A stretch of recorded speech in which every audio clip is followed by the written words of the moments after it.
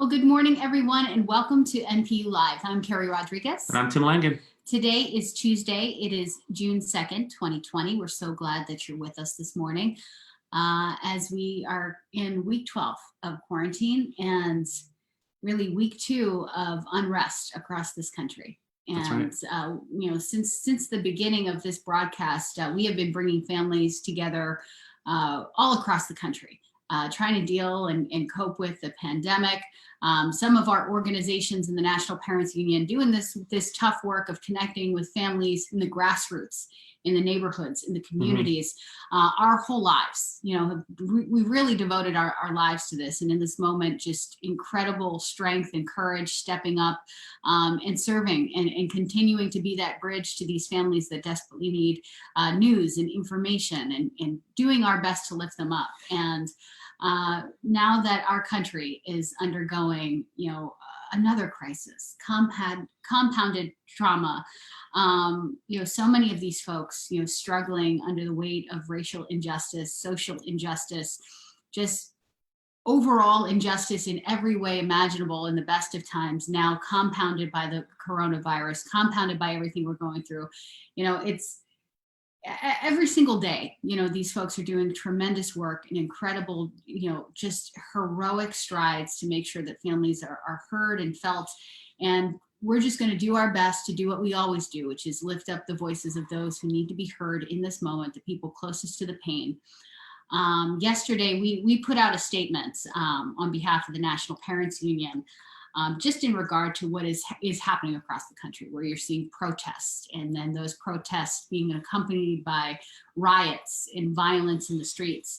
And we felt it was really important, not because we hadn't said anything, because this program, we're always saying something. In our work, we're always saying something. Racism did not take a rest because the pandemic happened is kind of the mantra of this show.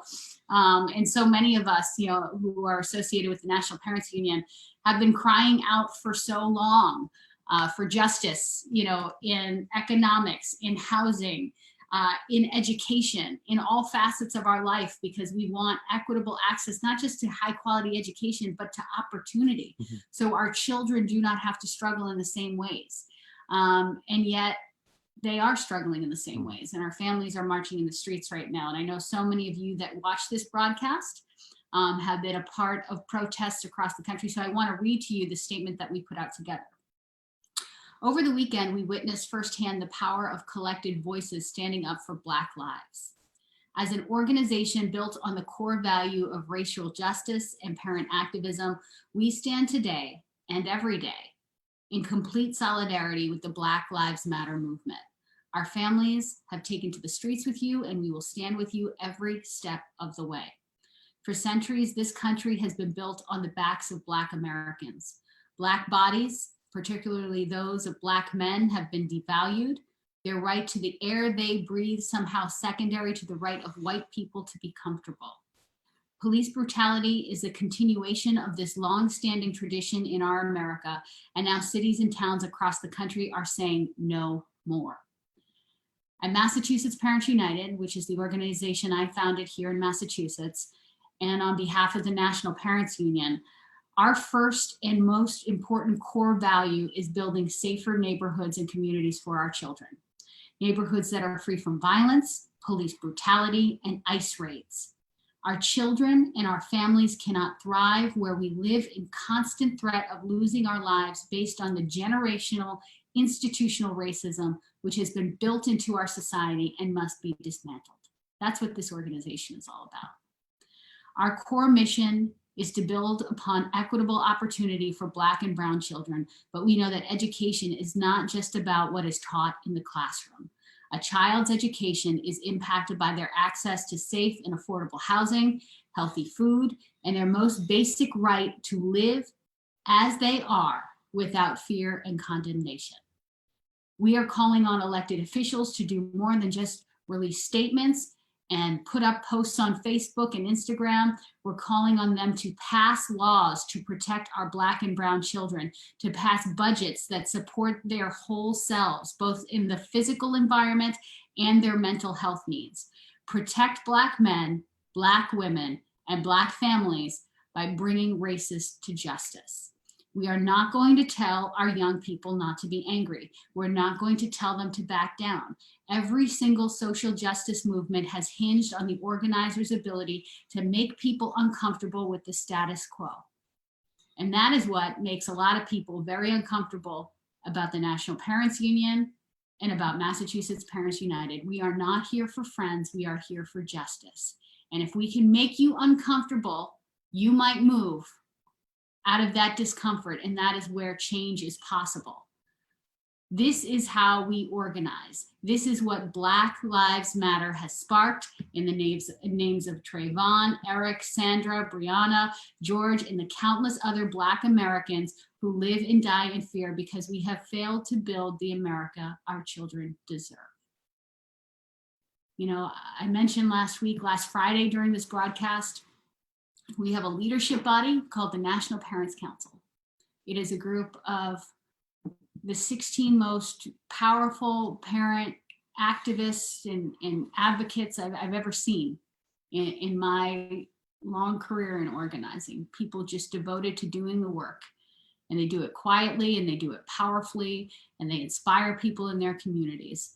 And it was an incredibly emotional meeting that we had, the council that guides this organization, where people cried and they sang and they were honest about their hurt and their pain and how they felt defeated. And I want to just say to all of them and to all of you that we see you, because so many of you do this work every single day. And I had this conversation with my staff here in Massachusetts, because you know, there are some organizations, there are some people, there are some activists, there are just some leaders that do this work of social justice and activism every single day, even when it's not on the front page, even when it's not the popular story that's dominating the news. They devote their lives to this issue, to trying to get people to see it, you know, on the days that their work is often unseen. And so to pile on top of it, the compounded trauma of having to see this over and over again. And while there is joy in seeing others step up, there's also heartbreaking moments where it takes the public lynching of a Black man to get folks to stand up and do the right thing. Is that what you need to see to be able to bear your humanity and to step up and do the right thing? You need to see someone killed in front of you and on video. That is what it takes to move you to action, for you to stand up, to say something. And so I want to say to those organizers and to those folks who are on the front lines on the days where their work is not often seen, where they're speaking truth to power, where they're having difficult, uncomfortable, critical, courageous conversations with very powerful people who are running these institutions. We see you. We know that you're tired. We know that you're traumatized, and having that moment where we could all come together and pray together and share that space was incredibly powerful. And if you're out there and you're seeking others, you need that solidarity. You need a safe space. You need a place where you can replenish your soul and be with others who also need to pray together and have that solidarity and have that release and sing and just, you know that you're not alone. We're here for you. And if you want to contact us, you can always, join us by contacting us through our emails, info@nationalparentsunion.org. You can leave a message here on our Facebook Lives. You can reach out to any of our delegates, any of the folks that you see. But don't go through this moment alone. Don't burden all of this. Don't take this onto your shoulders by yourself. We are here for you. We see you. We love you. We appreciate you. And we're going to continue. So many of us don't have the luxury of saying this is too hard, because this is about our children and this is about their futures. So in this critical moment, let's try to do this work with love, find joy in the doing, even though the work is hard. I feel like, this is the path we have been given, even though it's very difficult. It's the work that we must do to improve the world for our children. So I wanted to start off this moment by saying it, and letting you know how we feel as an organization, how many of the folks I represent are feeling in this moment, and to share that with all of you and to let you know that there is a safe place, there is friendship, there is fellowship, and there is solidarity here. If you're feeling alone in these moments and you're seeking that place, we are here for you. We are going to be joined this morning by two very powerful Black women who I admire very much, whose leadership is extraordinary, and we need to hear from them. I want to hear from a lot of Black women. I want to hear what they're doing. I want to lift up their voices. I want to hear what they need, and I want to give it to them. And just let them know that we are all with them and we all support them, and we want them to be heard. So just so happy to be joined by Chanel McLeod and Crystal Williams today. But before we get to them, we want to give you an update on what's happening in the world, and Tim has got that covered for us. Well, you know what I'm going to say? I think anyone watching our show knows what's going on in the world. I think they know where the protests are taking place. I'm going to take a back seat here, and I think we should just hear it from people that are doing the work on the ground. And let's go right to Chanel right now. Let's get her on. Chanel McLeod, she is with Project Ready, and she has been doing extraordinary work. We have had her as a guest in the past. Definitely wanted to check in with Newark, because Newark has been lifting their voices all together to be heard and doing powerful protesting in an extraordinary way. So Chanel, I want to for a minute. I want to see how you are, lady. How is your life going? How is your heart this morning? I'm sorry, I promised I wouldn't get emotional. My heart is heavy this morning, Keri. My heart is hurting. I'm sorry. Don't be sorry. This past weekend, my husband and I attended the protests held here in Newark, New Jersey on Saturday. And I have to say, I knew walking into it, the pain that I felt, not just as, executive director of Project Ready, not just as someone who wants to rally voices in our community, but as a Black woman, as a mother, as a wife. I knew it was heavy, but I didn't actually understand how heavy it was on me until we got to the protest. And we were surrounded by thousands of people that shared the same thought that we have, which is that our people matter, and our lives matter, and our voices matter, and our sons matter, and our daughters matter. And what I thought about is it's a swarm of people here in Newark. It's swarms of people everywhere that feel that share the same sentiment. And then to think that there is also a swarm of people that don't share that same sentiment was the most scary and jarring part of it all. My husband and I had the unique opportunity to be able to speak in front of the group. And, I mentioned the importance because I hear our people, and I hear them saying, we need to dismantle the institution. We need to let it go. We need to blow it all up. And I heard it. And from a very hyper local perspective, what I thought to myself is, we can't say that we need to rule out a system that we have not been able to yet say at 80% or higher, we have been active participants in. And that system I'm identifying is voting. I can't say that for my community here. I can't say that for us. In 2016, only 46% of us voted in the presidential election.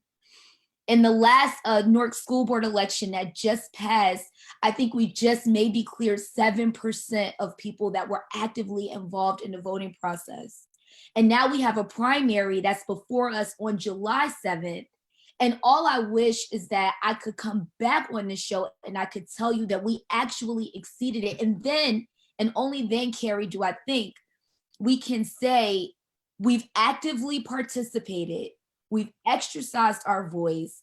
We understand exactly what it means. We've held all parties that are involved in this accountable. And then we make the decisions on whether or not to blow it up. When I passed the mic to my husband to speak, I heard his heart break. I heard it, I felt it. And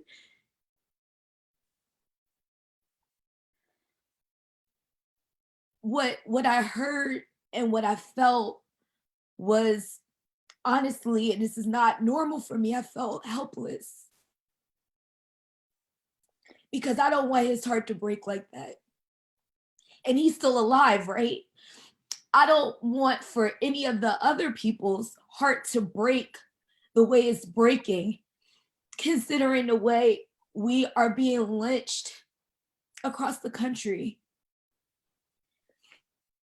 And what I thought about, and what I'll say to groups of people who may be watching, may be considering protesting, is when you walk into the protest, don't walk out of it and jump immediately into the daily grind, because I think that that's what he and I did.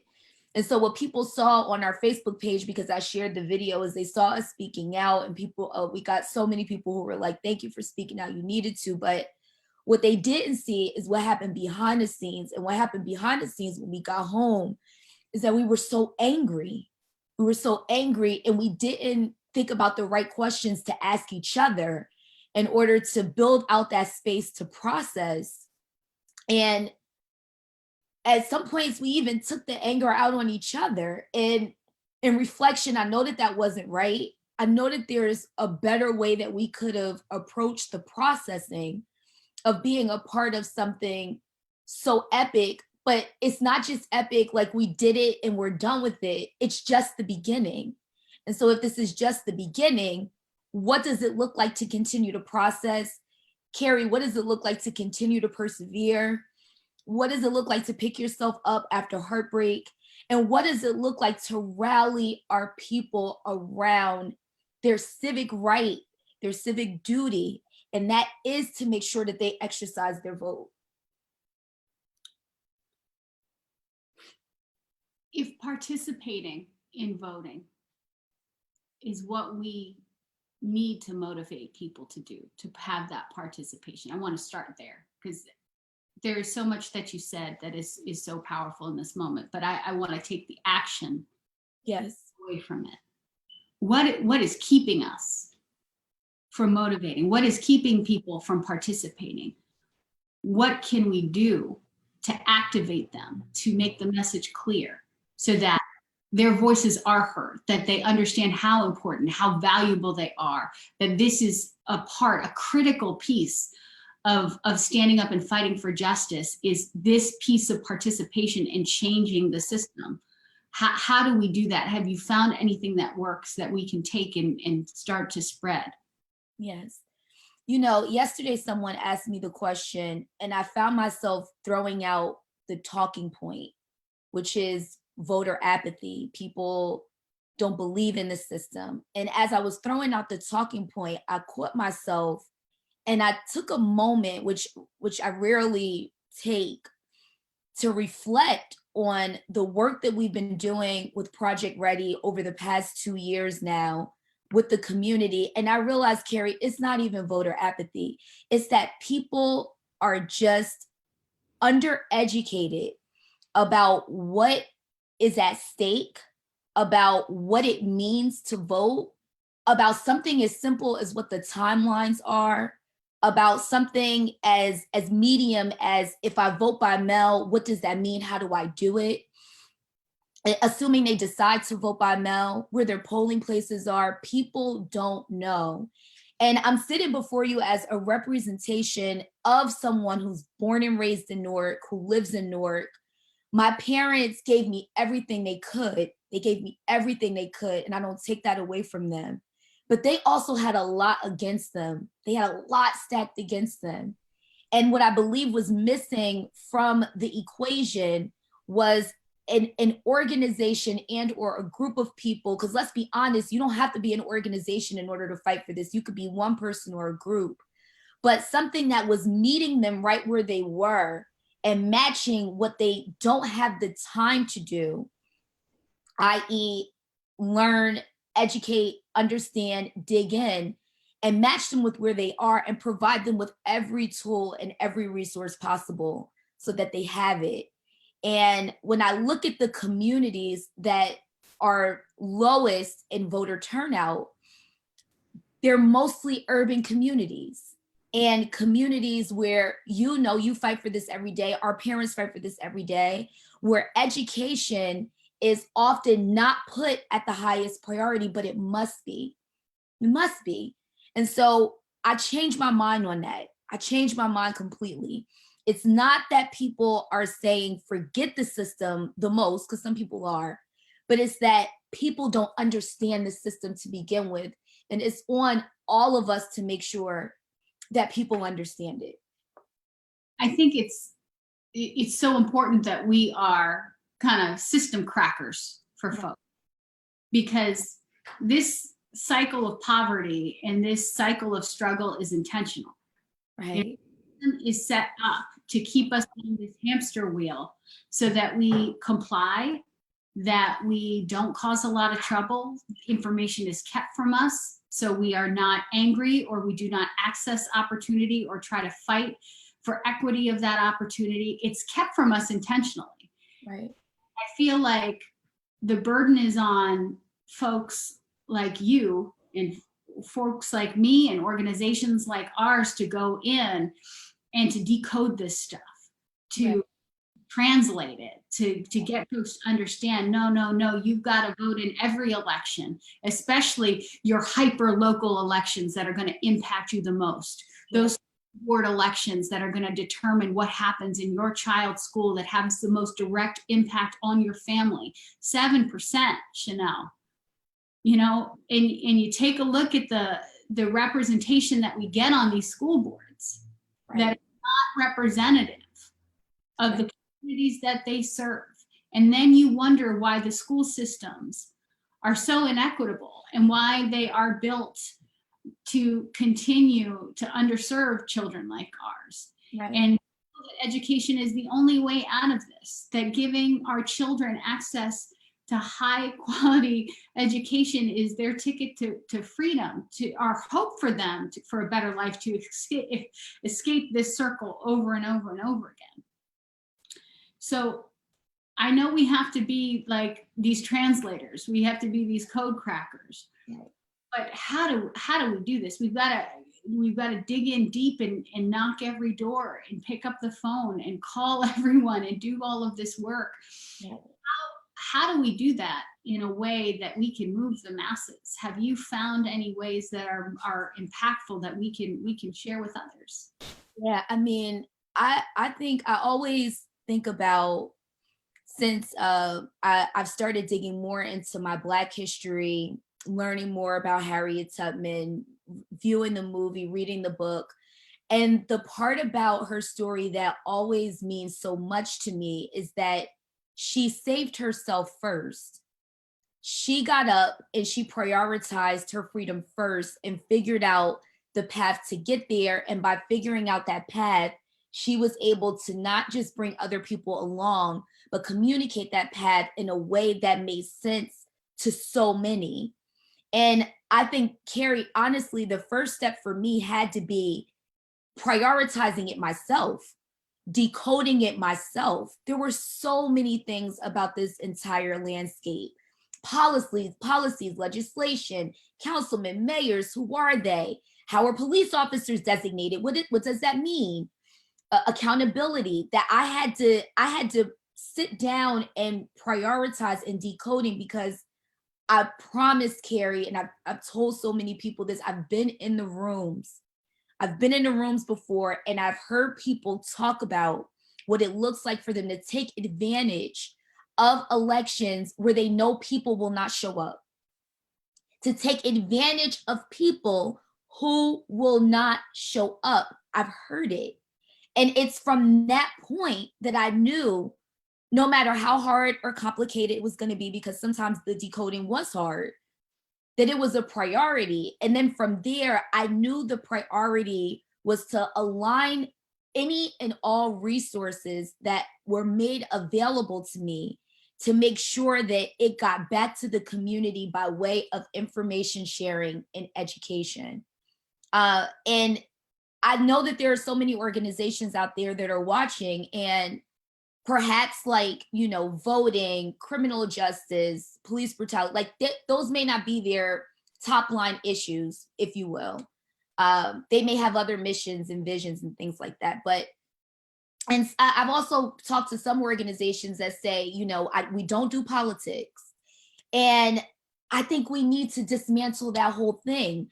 This is not playing politics. I've said it. This is life. This is life. This is how we live. This is how we continue to breathe. And so the call to action has to be on organizations, on leaders within the organizations to decode themselves. And after that, when every single election comes up, pause on whatever it is that you're putting out, and put out and flood your Facebooks, flood your Instagrams, flood your emails with information sharing to the people so that they have what it is that they need to vote. We have to do that. This is not playing politics. This is our life. Chanel, we are taking your message to heart in this organization, and that is why we have Tap Share and Cooley. Yep. Tap Share. And we are launching a campaign led by these powerful women who know what they're doing and know how to motivate people, called Every Family Votes. Yes. Our organization is going to be spreading the word to all 50 states, to DC, to Puerto Rico, and making it our mission that every family is empowered with the information that they need. And every organization that we are connected with has the tools that they need to motivate their families, their communities. They know what to do and how to do it and why it's important.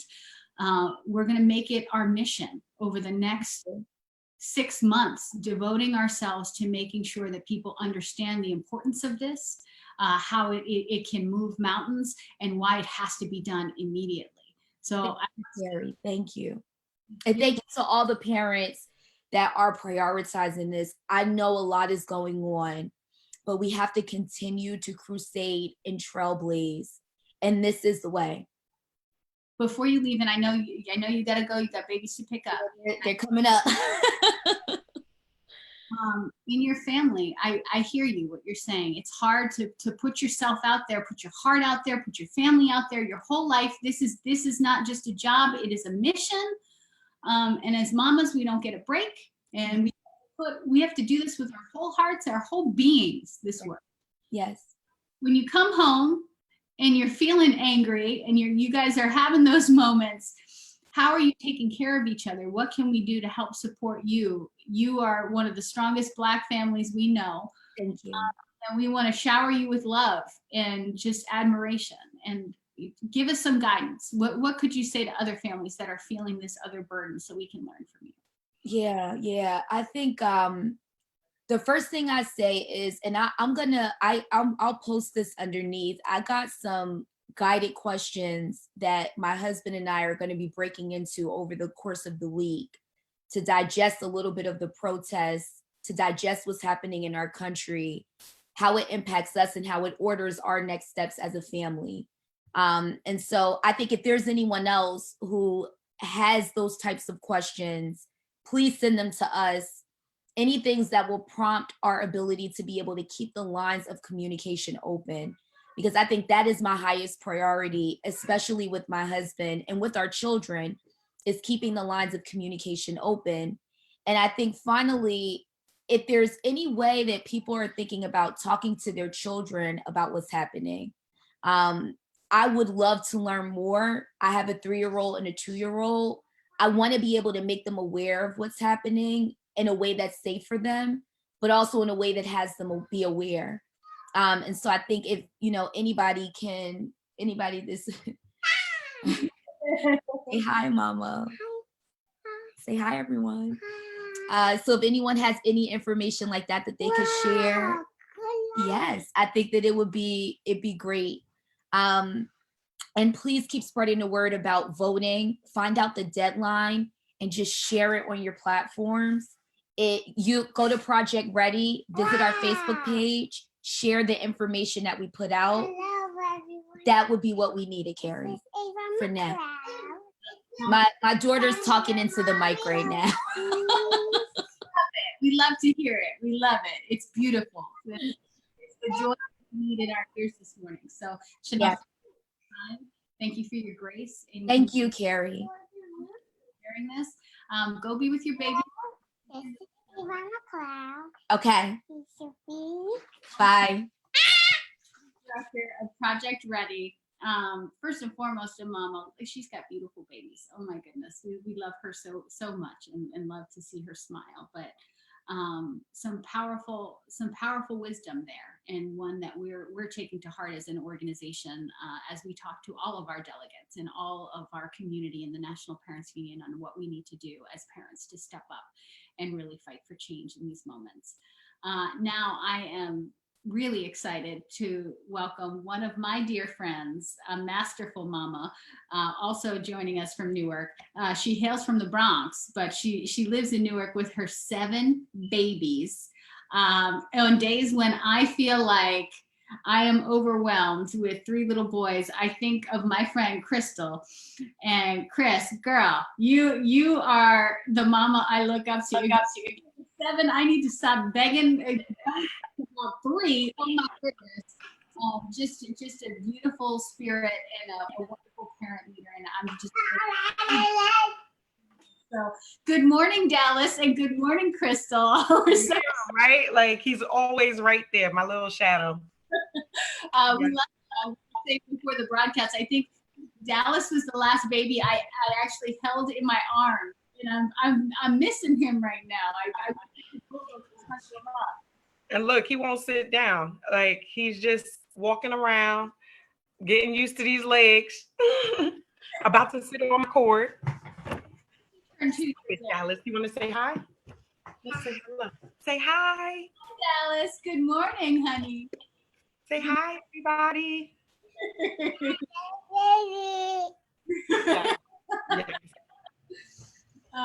We love her. She's so funny. To join us in New Orleans at the National Parents Union. Dallas was right here. He was up on stage with us. He was living his best life. I think he just brought so much.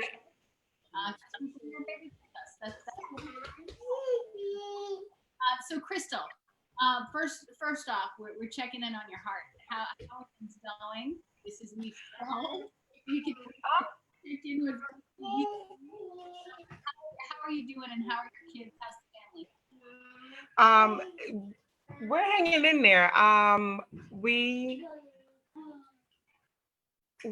We are closing down the school year, right? So everything is coming to an end. My kids are starting to take their finals, and we'll be getting those grades in soon.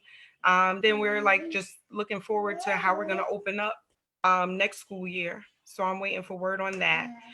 What's really great is that every day we get a morning message from Autumn and Jason's principal. So that's been awesome. Yesterday we had a mental health day. So the kids got a day off from school. Kids actually, which is a across the country, but in Newark, we did see decide, you know what, we need a mental health day, right? We do a lot already, and then adding everything that is happening across the nation right now. Welcome reprieve, but Right. kids don't get a break. Moms don't get a day off. Not at all. Now you have to get creative and find ways to keep them busy and entertained and safe and knowing that they're loved.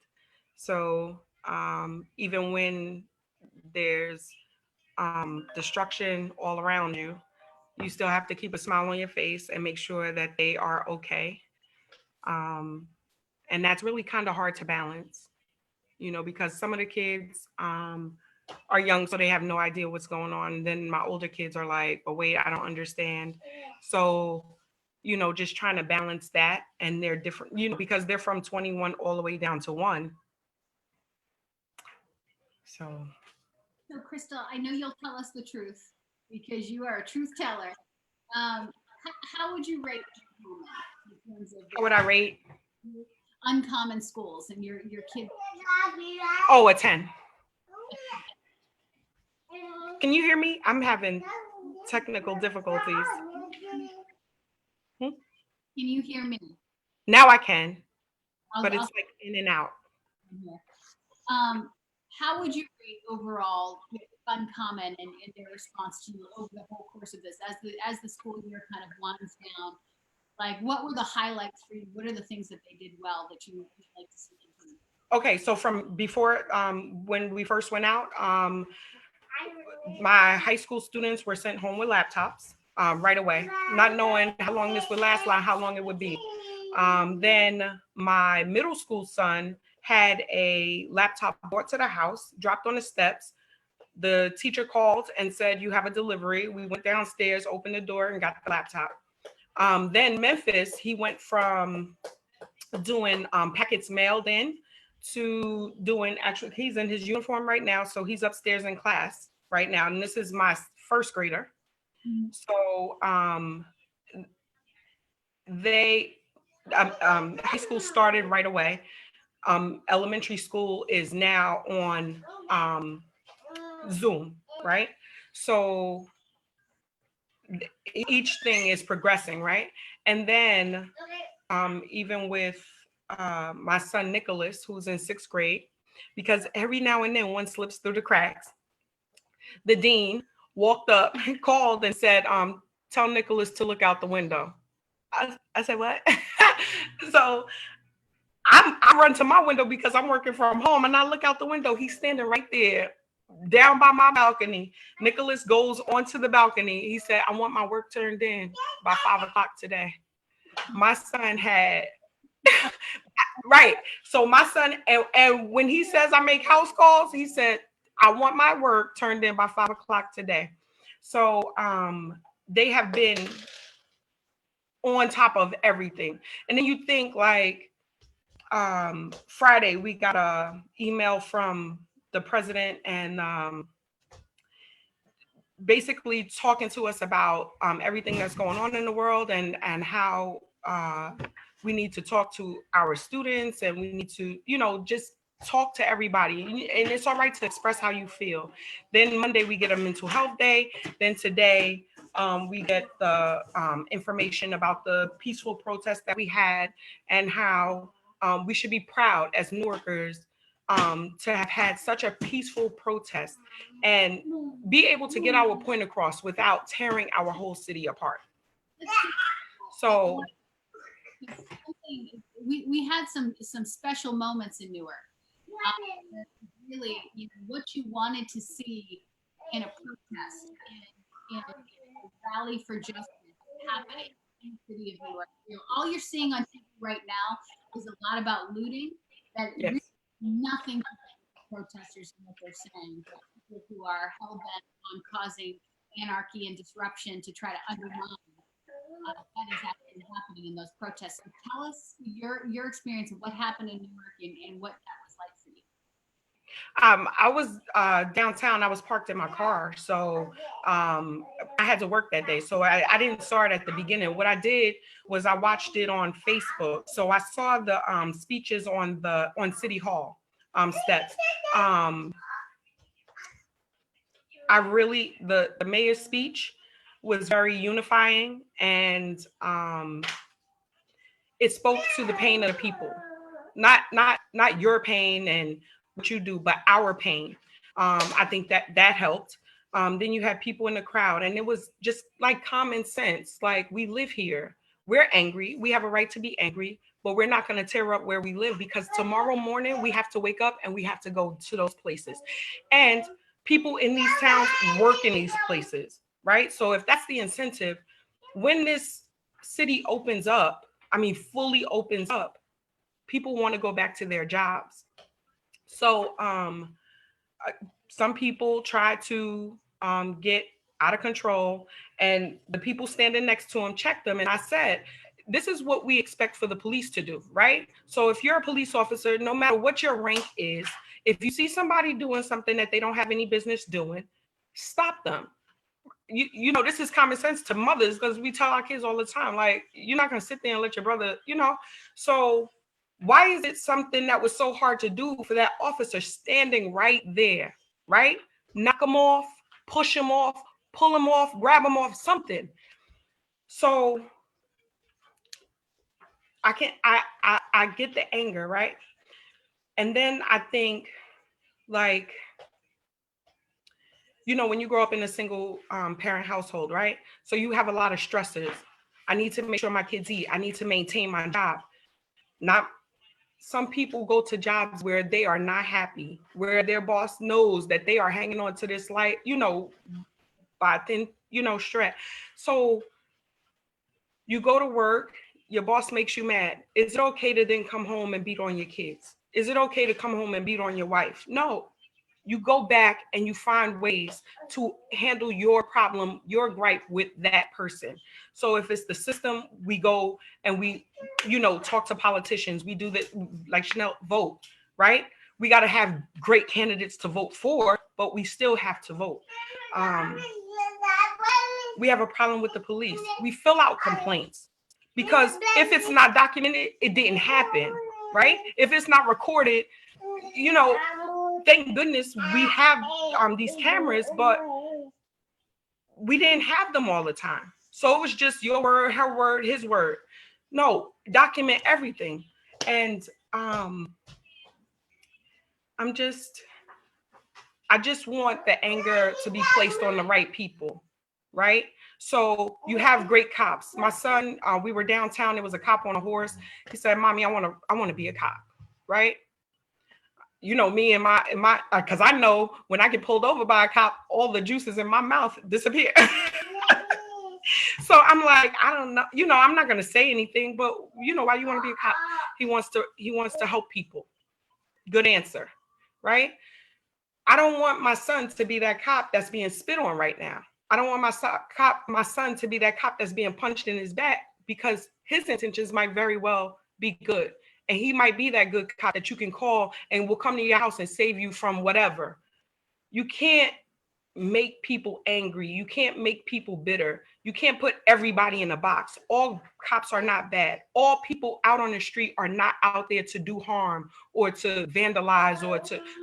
We have a right to speak.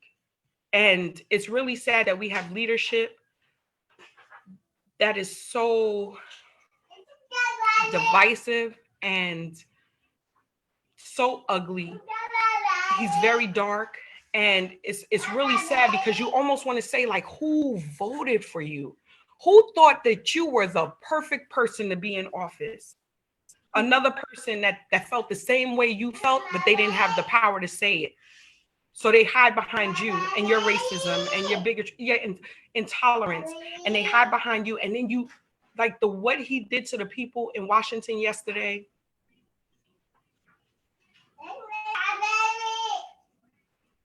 I'm so glad that I live in this city. I'm so glad that the mayor of this city was out there at that protest and gave that speech. I'm so glad that the people that walked up understood that we are going to have our voices heard, but we will not tolerate any destruction. So, Crystal, I gotta talk to you as a mama and what you're saying to your babies right now. Because I've been sharing with some folks that I'm struggling right now. You know, in particular with my little boy Miles, who's 8, and he's a sensitive soul. He's got so much feelings. He's got the biggest heart. And he's hard. He feels all the feelings. He's sensitive. He is a big brown boy. He's looking at him this weekend, especially. He's gonna be bigger than me. He's 8, you know? Right. And I look at him, and just by people are afraid of him, you know, because he's gonna be the big bull. Right. You know him. They're not gonna know that, you know, there's not an aggressive bone in his body. Right. That, he's my sweet little sunshine, and he's more passive aggressive than aggressive. Right. Right. You know, his part and how you know, every day he's drawing rainbows. I picked up his bag from today, from where he left all his stuff on his desk. They bagged it all up and they put it together, and it looked like a bag full of rainbows because everything he draws is so full of love and light. Wow. And he can walk down and it, like the conversation I had with this kid, because it's in the world, you know, conversations I love to have. It's just so broken in this moment because I can't fix it for him. I'm not going to change the world fast enough to put him in a little bubble, or stand in front of him. He's ever going to meet in his life. Say, no, this is Miles. He's sweet. Don't be afraid. He's the Right. How do we prepare ourselves? How do we? Go ahead. Dallas is leaving the building. So for me, I have 4 boys, and they each have their own personalities, and I do have the Care Bear, Nick. He's a Care Bear. I have a firecracker, Jason, and he's 14, and he is 5'11", and he's 14. So I get sad because I get sad because, like you said, from the outside looking in, you could be intimidated by him, right? You really don't know that he's a kid. You might think he's 16, 17 years old. All I can think of is like Trayvon Martin, you know? And so I'm not gonna front, okay? I kind of keep my kids in the house. He's like, Mom, can I go out? The only the saving grace is like this pandemic, like, right? I have the ability to work from home. So I couldn't even imagine what the people that work right at my shop, right, have to go to. You leave your kids in the house with the expectation that they'll stay in the house. But Jason has been itching to get out the house. Like, Ma, can I just go right to the basketball court? No, I'm gonna wear my mask. I'm like, no. Ma, can I? I'm like, no. You know, and I don't necessarily have, but again, I'm a woman, so I don't necessarily have that fear of police like Black men have. And I know that it's real. My brothers encountered it. Friends have encountered it, but I've never encountered it. So, but I know he will, right? My goal as his mom is to let him know that here you are loved. This is base. You know, like you run around, play tag, base. This is home. And the video where he's crying for his mom is like when all kids get into that jam, mom is base, right? So, you know, I walk around and I keep a smile on my face and I try to stay optimistic, but I know that, you know, in 4 years, he's going to be an adult. I got his college that he picks. I really want him to go to Connecticut, right? So I could be to him in an hour and a half, right? I put my car on warp speed, right? So driving up 95, is he gonna have a problem? Jason wants to go to Temple, like, right? So Philly, yeah. I'm like, I don't know, Pop, I don't know how I'm gonna feel about you on that turnpike. Like, I might be able to do 95. What I can't do is this turnpike. So you really gotta pick, and it will drive you crazy, right? I'm in therapy, for you to try to manage and overmanage things that are out of your control. What I can control is when he wakes up, he feels safe. When he says, "Ma, can I go get some ice cream?" I'm the driver, like put my Uber hat on because you're gonna be with me. And I know that that's not some people's reality. I'm blessed to have that, and I'm fortunate to have that. Um, and I'm also available. So if anybody is like, listen, I got to go to work and I need my son to hang out with you and your son, then that's fine because they hang out in this house. Right now, he's in Edison at my sister's house. He needed a break. You can have your break, but you're going to have your break under supervision. Like, so I would just say don't focus so much on what other people see. Sometimes I had to run interference, right? So we go to the school and everybody has had Autumn and she's perfect. And then here comes Jason and I'm like, listen, you got my very special baby. I hype him up. Like, you got my very special baby, but here's my number and here's the number to the bat line. Like, call me ASAP if you need help with this one.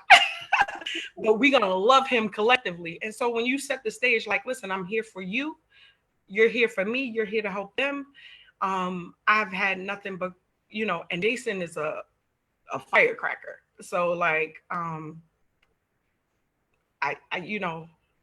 hope that he's able to advocate for himself now. So he sees how I've been doing it and then he does it too. So he's like, can I, would you mind if and I'm glad that he's building up his voice. So hopefully by the time he's 18 and he's off at college, and he gets pulled over by the cops, it's expected. Everybody's, because you're trying to figure out, what did I do? I didn't signal. I didn't do this. I didn't do that. That he's able to clearly articulate himself, and by the grace of God, he's not confronted with somebody with bad motives. And they do watch us close, don't they? They watch what we do. I saw that this weekend. We had 5 little boys stage a protest against me and Tim because they were not happy. They said they were going on strike. We said, you don't do anything. They said, well, we're going to do something. So they do watch us, don't they? They watch what we do. Very closely. So much wisdom this morning, Crystal. I want to get one last piece of advice from you this morning. School is ending. And we again, mamas don't get a break, daddies don't get a break. School may be over, but we still got these kids. What is your plan? What are you doing, girl? Like, how are you going to keep these kids busy, moving, motivated, out of trouble? Like, how are you going to do this? Normally my kids go to New Hampshire to this camp called Brantwood Camp, and it's like 16 days. They stay up there in the mountains, no cell phones, no electronics, and they just get to commune with nature in luxury lodges. But and then they come home, they're like peaceful and everything. I'm too nervous for that. As much as I enjoy those 2 weeks from my downtime and my spa time, I think I'm gonna keep them close.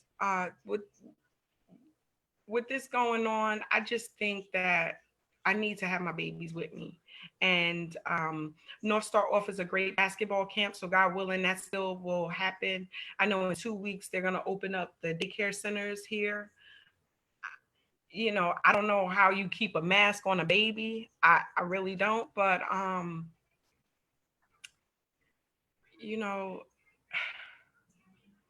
I really don't know. I don't know. I don't know how I feel about it. I know I'm going to keep my baby spot because eventually I'm going to have to go back to work. But yeah, so I think they're going to do something local. But I think it's a disservice to parents to have like half days. So it's just, my 2 cents. Like if a camp starts at 8 or 8:30 and then you got to pick them up at 12:30, I'm not interested, right? Right? Like, you wasting my whole time and gas. I gotta drive them there, drive them back, blah, blah. You don't want kids just randomly walking around the city, when I gotta go back to work. So I'm looking for a full day camp God is good. North Star offers a basketball camp, so I'm gonna sign up for that. But it only goes up to Nicholas's age. So then the little two, hopefully they'll go back to daycare. But when I'm comfortable, I gotta feel okay, and I don't think I'm there yet. Maybe they gotta up the dosage. Nah, but you know, it's a lot of us. So So like what you are feeling right now, like we just did yet another poll across the country, and you are right on point.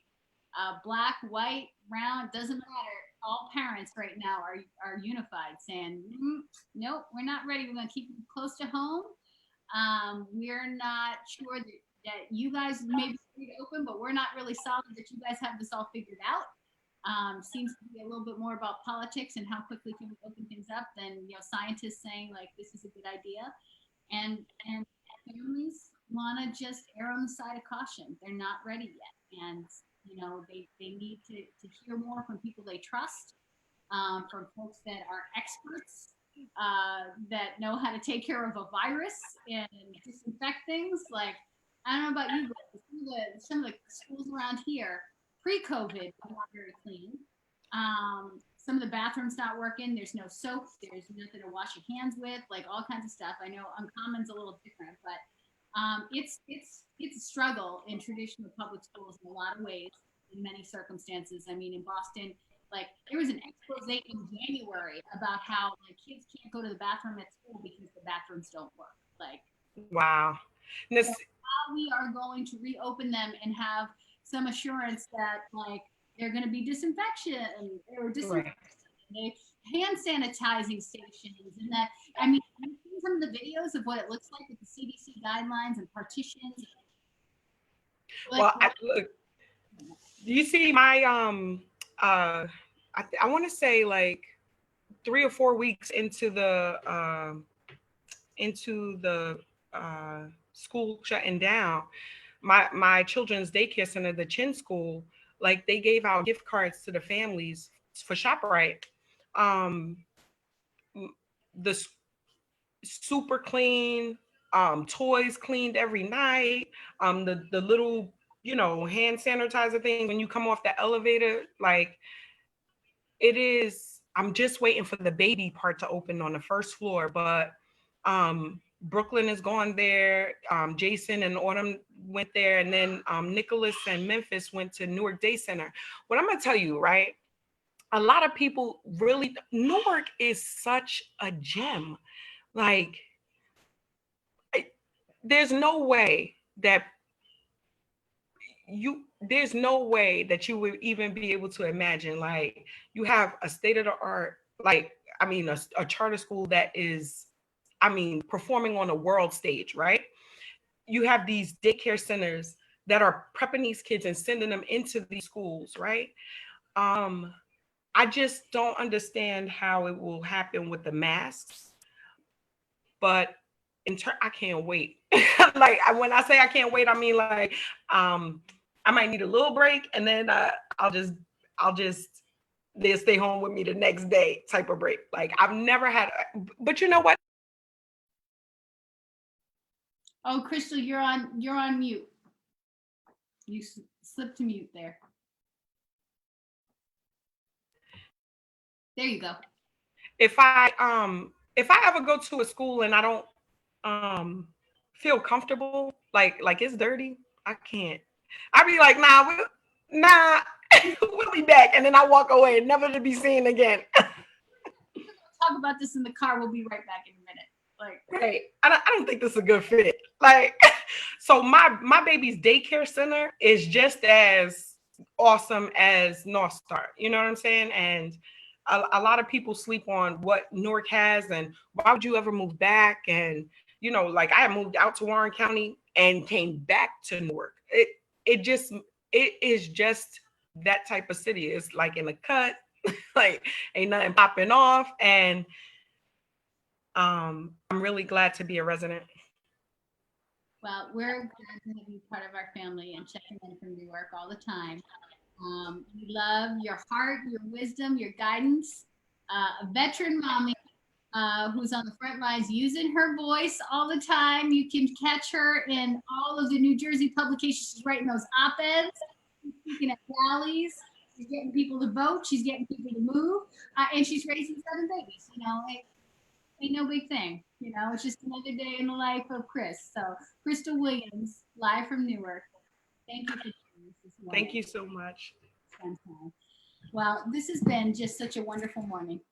Wonderful morning. Been a great to talk morning with these incredible ladies. You know, it inspires me to get back on the horse and to get back into this work for another day. But as we started off this broadcast this morning, we said, if you are struggling, because it's a hard moment, connect with us, come along with us, join us. Join this incredible community of the National Parents Union, the extraordinary leaders, the folks that are figuring it out on the front lines, stepping up to the plate, no matter what the condition is on the streets, what is happening in the world. They're there connecting families, supporting families, because they are families and they get it. So blessed to have all of you with us as a part of this family. Well, everyone, have a great day.